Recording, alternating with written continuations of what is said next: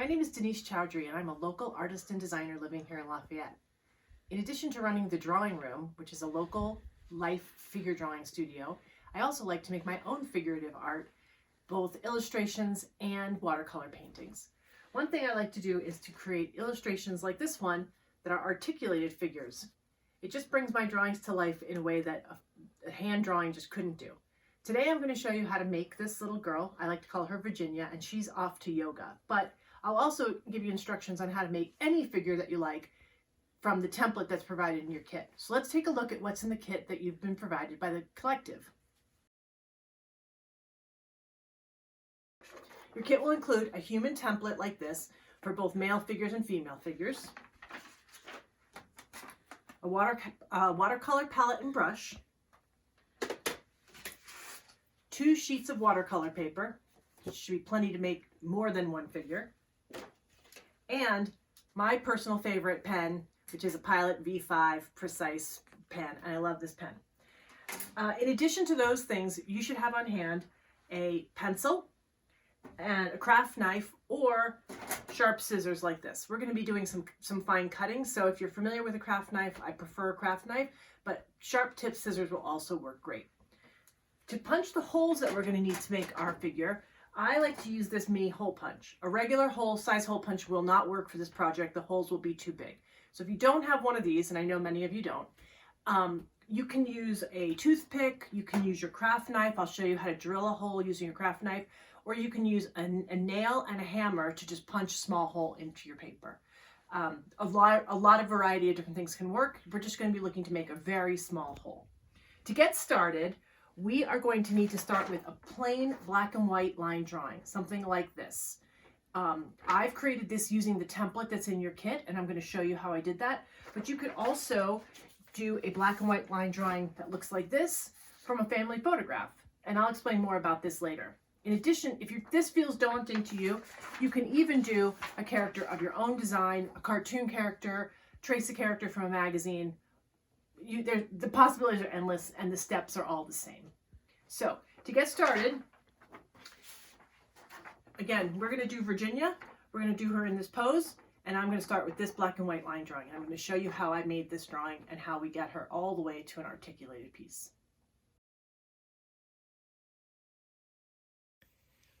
Okay, so to derive Virginia, I'm starting with the template that's in your kit. The template includes a front view and a 3/4 view of a male and female figure, so you can create almost any character you'd like. Our Virginia that we're going to create is animated, but you can see I drew her first by just tracing the template to show you what she might look like if we literally just traced our female template as our Virginia character. We can absolutely create this character as an animated figure, and we can articulate her and move her around. But you can see that I will not be able to fully create this exciting pose of Virginia using this girl, because you can see I've changed the positioning of her hand, the positioning of her feet. I've given her a yoga mat. I've made some modifications here. I'm going to show you how I did that. So I'm using my light box to be able to trace our figure. You can use any tracing method that you prefer, but I have this light box, so I'm using it to be able to trace our figure. And you can see that our static Virginia was created literally just by tracing this girl and changing her clothes around a little bit. But in order to make an animated version of her, I'm going to make some changes.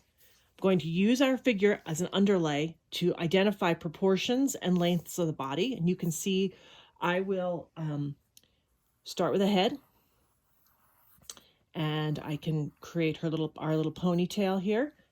And I have Virginia's arm out where this girl's arm is down. So I'm going to just freehand form how we want Virginia's arm to be. I'm using this underlay template as a proportion guide for her elbow will be about here, and her hand wants to be in this position. And I'm just going to free form in Virginia's new pose with her yoga mat. And you can see I'm just starting out very sketchy using our underlay template to help me position her in her body position that I want for the final piece. Her knee is up, so I will visualize putting her knee up. And by having this template underneath, I can help to get the proportions to match this girl. And it really helps with the drawing process if you are not that familiar with drawing the figure or with the human proportions. If drawing your figure, like I've done with Virginia, seems daunting, you can also choose to create your black and white line drawing from a family photograph. I'm going to show you just quickly how I've created a line drawing from this photograph.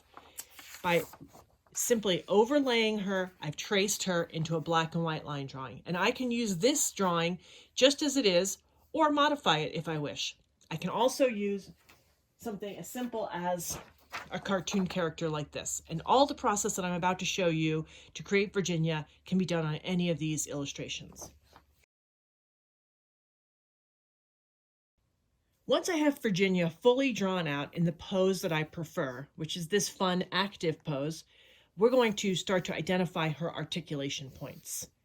To do that, I have certain points on the body that I like to articulate my figures in, but you can use as many or as few points as you like. My primary articulation points are the shoulders, the elbow, the hip, and the knee. This is naturally where humans are articulated, where they move, their joints move their bodies. And so what I'll do is on our drawing, I'm going to literally draw those points here, here, here, here, here. And for our yoga mat, because it's behind her arm, I do want to have the ability to have her swinging her yoga mat around. So I'm going to put an articulation point right where I assume her elbow might be behind the yoga mat. Once I've identified all the points on Virginia's body where I'm going to want there to be articulation, again, for our purposes, we're using shoulders, elbows, hips, and knees. I could also choose to articulate her ankle, her wrist, her head. This is all up to you. For our purposes, I'm just going to work with these 8 articulation points.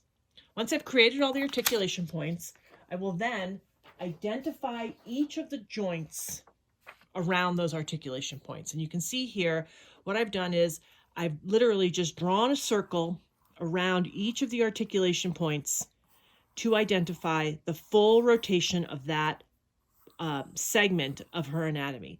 So this circle, for example, identifies Virginia's hip, and the articulation point, which happens directly in the center, will be the rotation around which she will be articulated.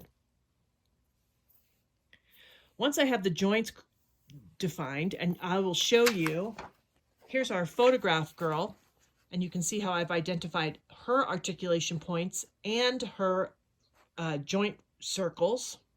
The next step is to explode this drawing and create each of the individual pieces that we'll need to make the articulated version of Virginia. So by using my light box, I place a clean piece of paper over our drawing, and starting with, you can see each of her individual pieces. We're going to start here with her lower leg. Her lower leg needs to include the leg and the knee. So these circles that we've drawn previously are going to be divided between her upper leg and her lower leg. And I'm going to show you how that works.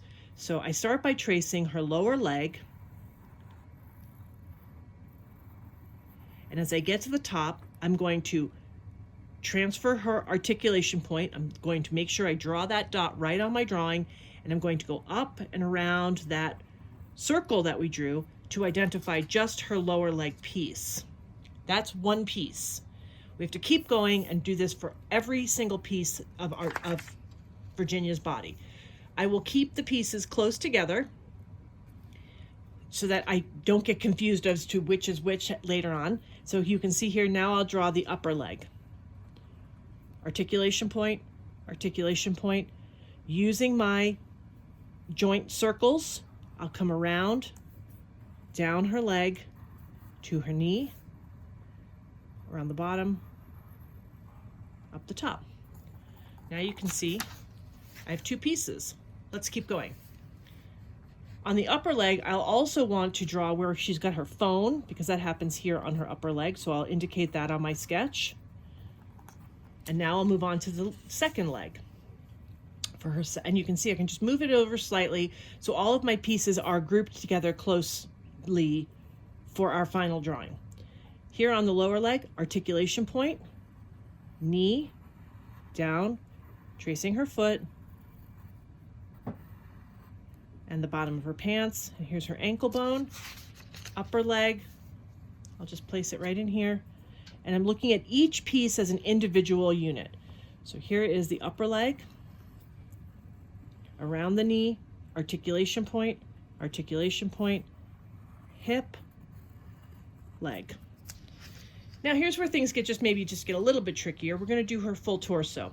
When it comes to her full torso, every place I have an articulation point, she's breaking. So her torso will include her head down to her hips and her shoulders, but not her arms or any of her extremities. So let's go ahead and trace her torso. Here's her upper head.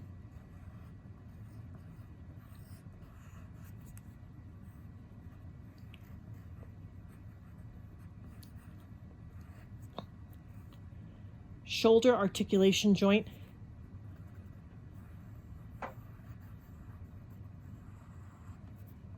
Tracing along the lines of our drawing down here, and then utilizing these joint circles as the place where she's going to be cut apart. So you can see as I come across here, I have 2 hip joints and then her bottom. And I'll put her phone in here just for now. We'll talk about that a little bit later.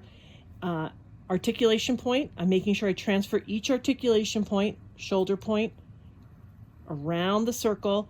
And here, where her arm overlaps her body, I'm going to fill in the back of her body. I'm going to just make a modification here so that if and when we want to swing her arm out farther, we'll still have her back here.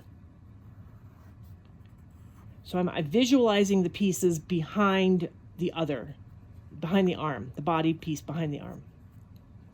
Here is her torso. Oh, let me draw in her sports bra. Okay.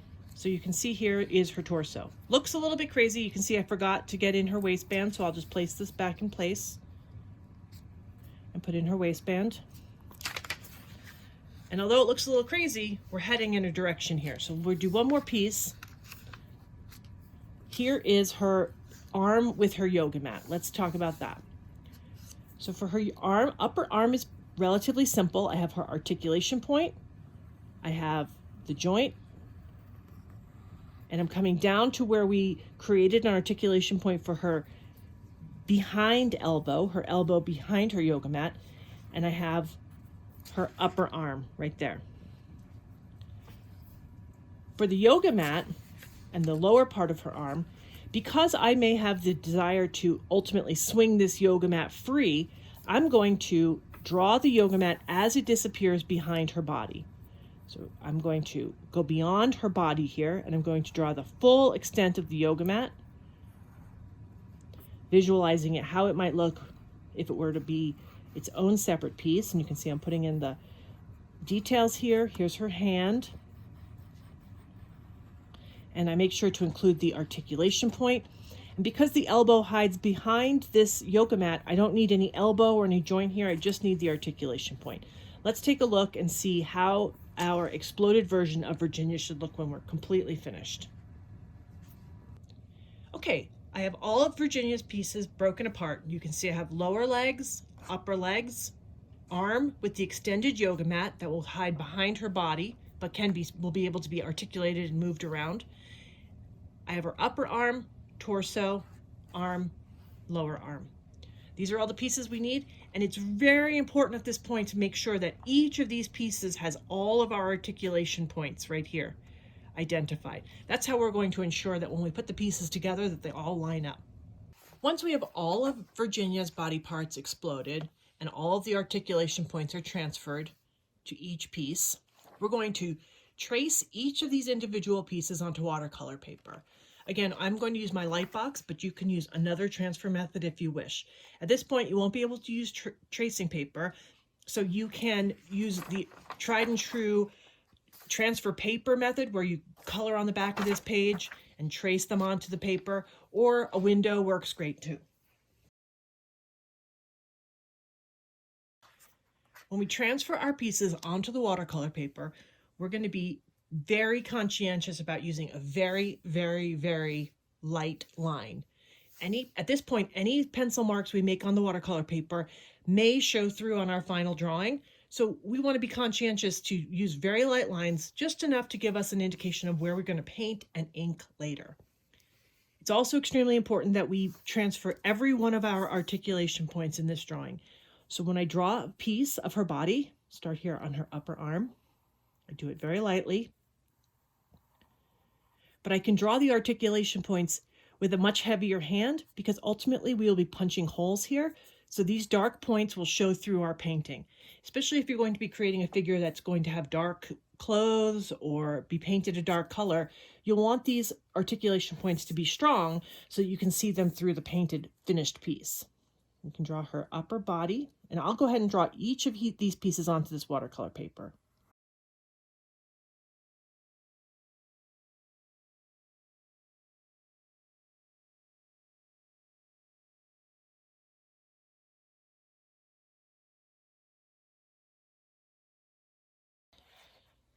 That's it. We have all the pieces transferred onto our watercolor paper, and now we're ready to paint. You can see that the articulation points are marked with dark points by using my pencil, and everything else is done really lightly. Where it came to her phone at her hip, I decided that her leg will go behind her torso in our final piece. So I transferred the phone only to the hip piece. You can see here I'm missing a little line from tracing. I'll add that back in. And then we're going to go ahead and watercolor this entire piece. You can use any medium you like. Your kit includes watercolor, but oftentimes I'll use colored pencils, or you can use pastels, or you can just do a black and white ink drawing, whatever you'd like. To get started using watercolors, we're going to start with the kit, the palette that's provided in your kit. I also make sure I have a small thing of water on hand, as well as a paper towel for blotting my brush. And when it comes to mixing colors, I'm going to use the extra area around our pieces to just mix the colors right on the paper. What's great about coloring our piece at this point is that we don't even need to worry about staying in the lines. We can paint right outside each of the areas. I'm going to show you how I do this. To start with, I'll create a little bit of pink to do her flesh tone. I'm going to start just by getting my brush wet and creating a little puddle over here on the right to create just the right color that I want to use for her skin. The palette includes white, which is great because we can even tone this down.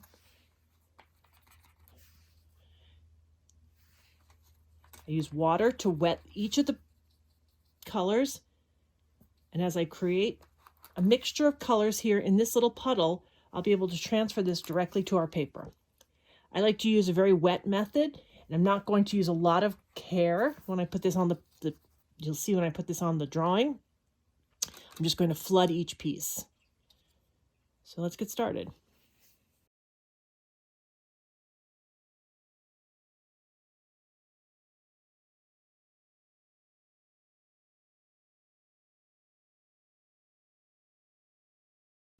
As I move along, painting in each of her flesh areas, I continue to rework my palette puddle, to make sure that I have enough paint here to finish each of these pieces.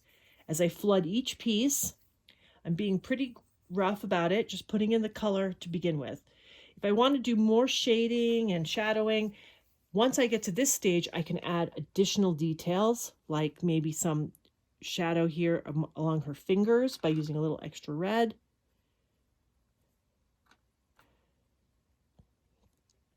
I like to have each of the little tips of the fingers just have a little bit of blood in them.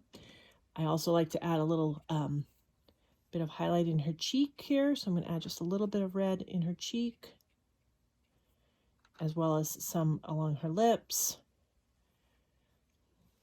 And I might use my paper towel just to control that watercolor and put it exactly where I want.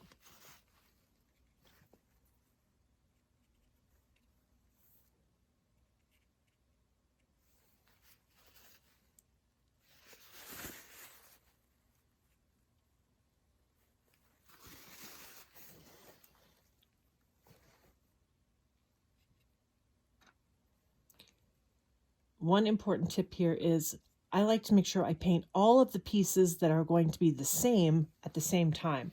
So in this case, I'm painting all of her fleshy pieces first, and then I'll move on to the clothes next. When I paint the clothes, I'll paint everything that is the similar part of her clothing, her pants, all at one time.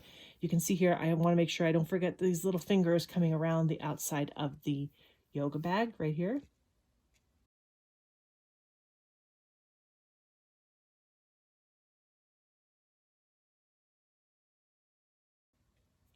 With watercolors, it's important to build up the layers. So I like to start out very light and then add in as things start to dry, or as I see places where I can add just a little bit more definition.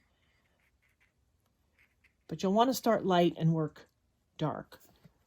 If you've never used watercolor before, this is a really important tip.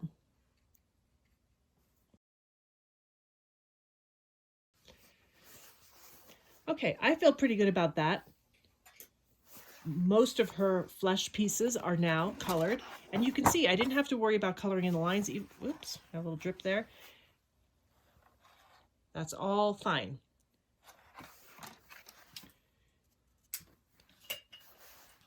Okay, now I'll move on to painting her clothes and her hair.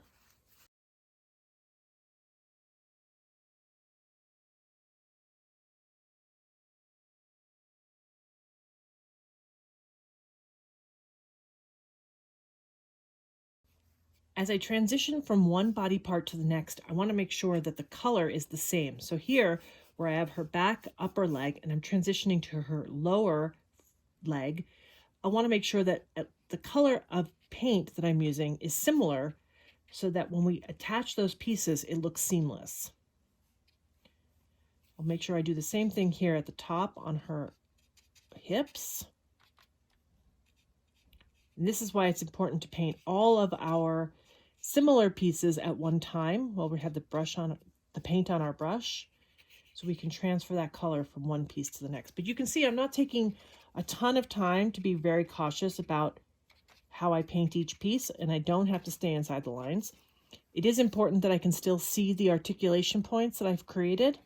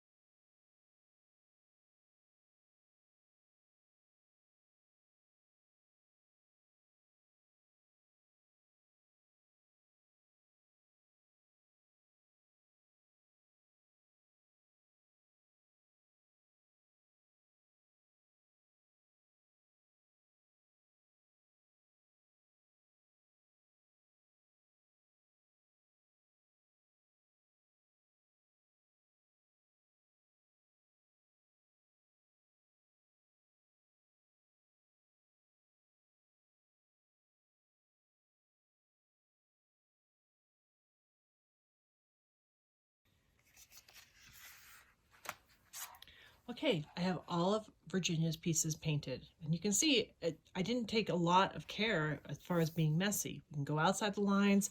I used the outside of my paper as my palette. I kept the colors of like pieces similar, close together. Flesh tones all at one time. I'm going to let this dry, and then I'm going to show you how we ink it. The reason I choose to ink my drawings is to accentuate all of the line work and the illustrative quality of our piece. The black lines really make everything pop out, and it made it easier for us to watercolor in a kind of haphazard way. Now we'll add some definition with our pen. I'm going to show you how I do that. The one thing that we don't need to do is we do not need to create any ink marks for our articulation points. We can leave those with the pencil the way that they are. So I always begin with the head. I like to begin with the face. I'll start by inking in this whole torso, and then I'll move to the individual extremities. I do like to start with an outline around the outside of the pieces. And that outline will be still there once I cut the pieces out, and we'll talk more about that when we move on to cutting. But for now, we're just creating an illustration over our watercolor drawing that will define the lines and sort of clean up any of these splashy bits of watercolor that we have. We can even add more details. We can add some cross-hatching, some details in her outfit, and you can take this as far as you like. Where our torso is going to meet our legs, this is where I start to question whether or not I want to create a dark outline where these pieces will overlap. When it comes to places like the hips and the elbows, I tend to not do ink around those bottom edges. So I'll just kind of let that fade out, and we'll see how it looks once our piece is all together. We can always make modifications later, but I'm going to make some decisions about where I want the ink and where I don't want the ink as I go. And I can define this as much or as little as I like. You can even add watercolor, colored pencil at this point to kind of define some of the colors if you're not happy with your watercolor. But I'm pretty happy with what we've done with the watercolor, so I'm just going to keep inking here.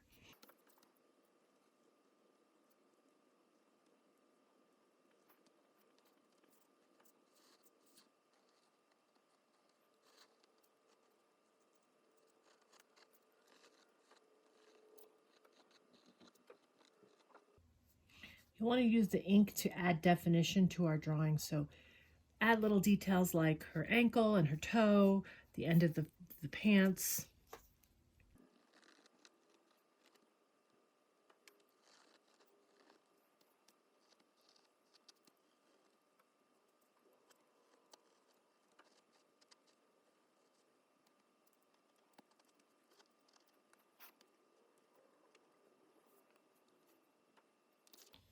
Okay, that's as much detail as I'm going to add to Virginia. I think she's looking pretty cute. And now we're going to move on to cutting her out. Okay, so we're ready to begin cutting. You can see I've changed my setup slightly. I've gotten rid of the light box. We won't be needing that anymore. And I've brought in my cutting board. If you don't have a cutting board, you can use any safe cutting surface, or if you're not going to use a craft knife like this one, you can use these sharp point scissors. I like ones with a very sharp tip, or even these are great. Whatever small craft scissors you have will work awesome. We are going to be cutting through a lot of really small little pieces, so the sharper and pointier your cutting tool is, the better results you're going to have. So let's go ahead and see what Virginia looks like when she's all cut out. I'm going to use a craft knife. I choose to cut just to the outside of my black lines. I like to leave that ink line showing. You can choose to cut it off or leave it as whatever you prefer. Sometimes it really depends on the design of the drawing. If it's a real cartoony drawing, you might want to even have a really hard, dark black outline around the entire figure. Kind of want to make these decisions of what you want your finished piece to look like up front, so you can sort of plot your course as you go. I'm not going to punch any of the holes right now. I'm just going to cut around each of the exterior edges of each piece. So we have them one at a time like this. I'm also going to be really careful about where I place my pieces, so I can remember that this is her right arm, this is the top, and this is the bottom. I'm going to place it right over here. I'm going to leave my pieces on the cutting board in a methodical way so that I can easily identify which piece goes where. But don't worry, we always have the template to look back at to help us.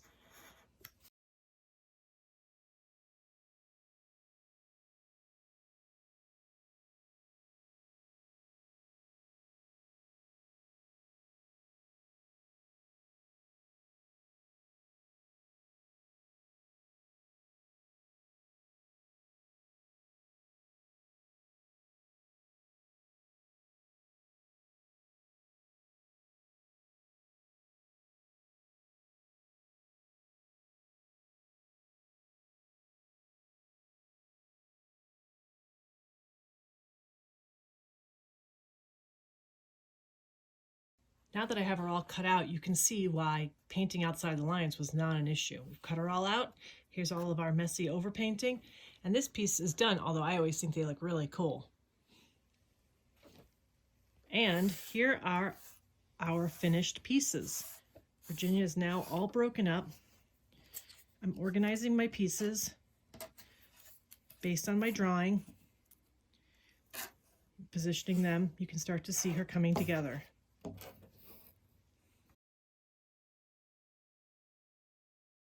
Okay, now comes the best part of all, assembly. I'm using a very small mini craft hole punch. You can see that this hole punch makes a very small hole. I'll show you. It's much smaller than a regular standard size hole punch, and a regular standard size hole punch will not work for this project. So if you don't have a mini craft punch like this, you can create the same holes using your craft knife by simply poking it into the paper and doing what I call drilling a small hole by rotating your craft knife. Oops, that was a little bit big. Drill it just like that, and then I rotate the craft knife all the way around a few times to create a hole that looks like that. Okay. The smaller you keep your hole, the better, because we are putting in some really tiny brads. You can also use a toothpick. If you don't have a craft knife, you can also use a toothpick or a hammer with a nail. You can just put the nail right on the point of the hole there and just tap a little hole with your hammer. Whatever it takes to get a nice, clean, extra small hole is what we want to do here. So I'm going to go ahead and use my craft punch to punch all of these holes at all of our articulation points that we've marked previously.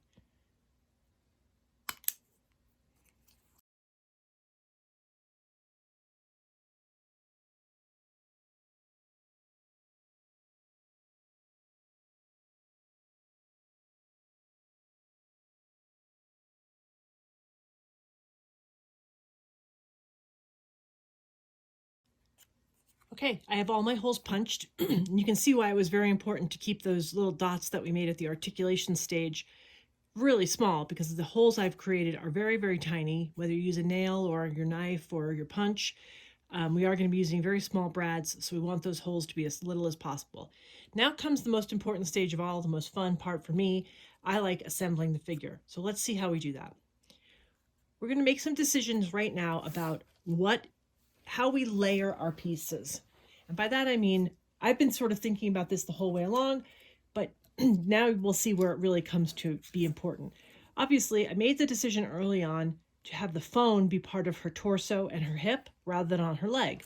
You can see that that dictates that I'm going to be putting her leg piece that fits right behind her torso underneath. If I had made the opposite decision and put the phone on her thigh, I would be placing these pieces on top of each other like this. So I've pre-made that decision, so I'm going to go ahead and place this leg on the bottom. You can see here that we have some overlapping legs. This leg piece is obscuring my hole for the next leg piece that happens over here. That is going to help me to understand and remember to dictate. I'm going to have to assemble her right leg first and then her left leg. So let's take a look at that. Here's her upper thigh for her right leg. And you can see that if I place that into position and I rotate it, I still have a little bit of an obscured hole here. Let me see if I can zoom in and show you that. Because that hole is slightly obscured right there, I'm going to actually cut away just a small piece of that back leg to make that hole clear for our top leg that we're going to add next. So I'm going to just use my scissors and just cut away a little piece of that leg, like that. Now, when I place it in position, when I align the holes, I'm going to take just a little bit more away. Being very careful not to take away too much, but just enough that we can make that other hole for the second leg clear. By cutting away that small piece of the back leg, back behind here, this hole is now clear for our left leg to be placed. So I will start with a brad for our back leg, place it through the hole, and then flip the piece over, Place it right through the hole, flip the piece over, and then open up the prongs of open up the prongs of the brad. You can see here where I've kept a little bit of open space for the hole for the second leg. Okay, let's put the next leg on. Now that we know that we have the open hole there, I can go ahead and place our second leg directly behind the first leg. Now, as I do this, I'm rethinking a little bit, and I realize I actually would prefer to have this right leg on top of the left leg. So I'm going to make some readjustments here.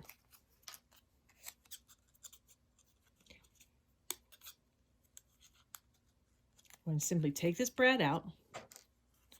I'm going to put the first leg in place.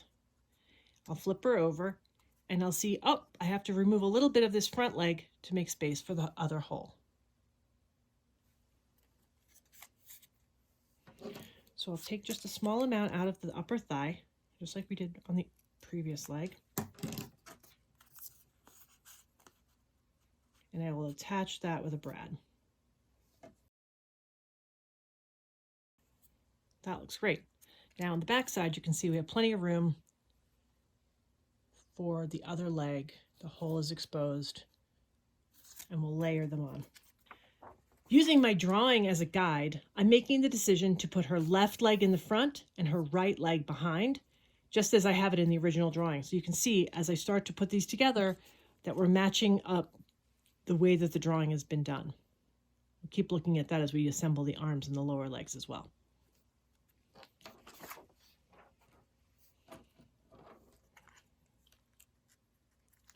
Place the brad through the hole, then through the leg, flip it to the back side,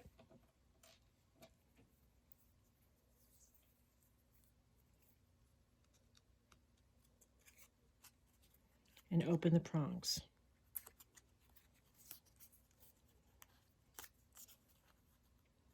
Here's how she's looking from the front and from the back.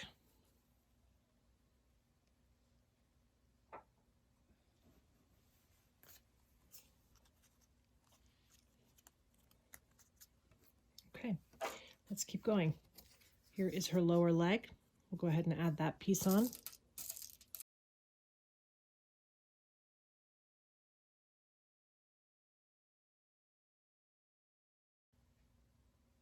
Let's add her arms.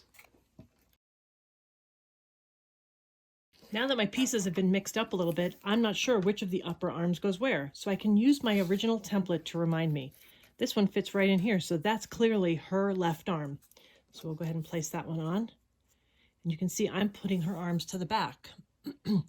Now you can see why I made the decision to not ink around the exterior edge of every single piece. If I had put a black line here during the inking process, we'd clearly see the break between her torso and her arm. If you want to see that, by all means, you should go for it. But if not, you can see in certain places I chose where the pieces would be overlapping to not ink those sections. We'll add a brad to connect the arm. On her right arm, you can see that from the very beginning, I plotted to keep her articulation point inside of her bra strap. I knew I'd be using black brads, and I thought that I might make her bra black. So by putting the hole right here in her bra strap from the very beginning, we're going to hide that brad into her bra.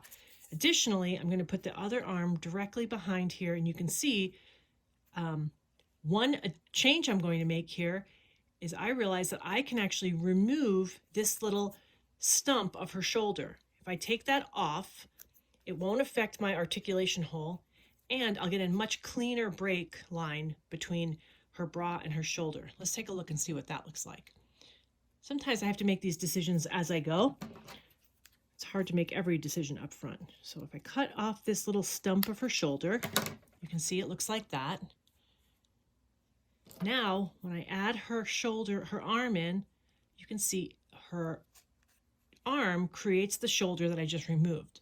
And I like that much better. Let's get the brad on there.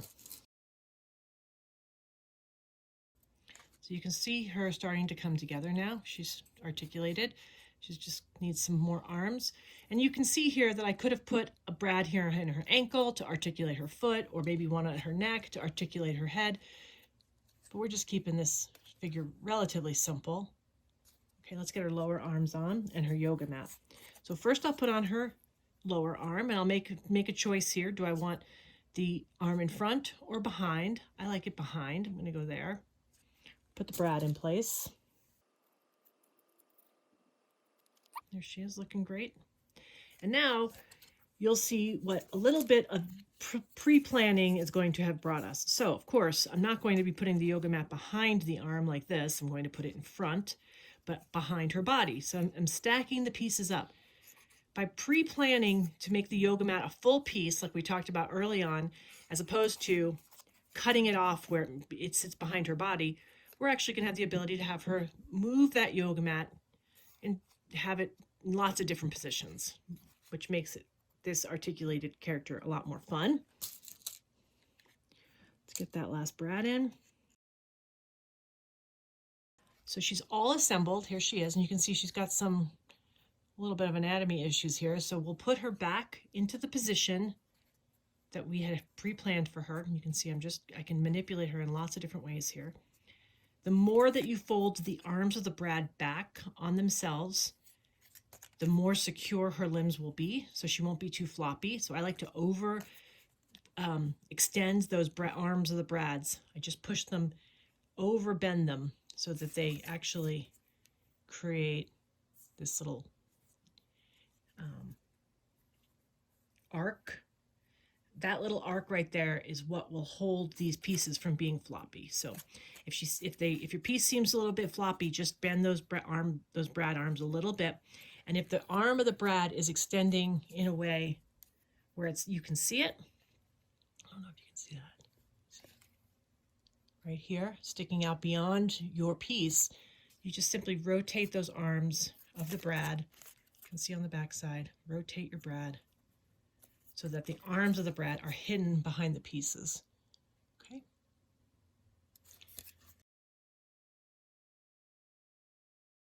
Okay, so now that we've made our little character, Virginia, she is ready to go to yoga, and you can do all sorts of things with her. What I do with my figures is I mount them in a frame like this, and then they're stationary from then on, but I get to pose them however I want. Another thing that you can do with these fun figures is you can create garland. Here's a bunch of birds on a wire. You can make portraits of your whole family and make a string of paper dolls just like this. You can hang them for your rear view mirror. They make great ornaments. They're fun to put inside of a gift card with a note if you do a portrait of a friend. And here's one more character I can just show you, something fun, little cartoon character. So you can do anything that you can think of. I hope that this will inspire you guys to be creative and be imaginative and have a lot of fun making these.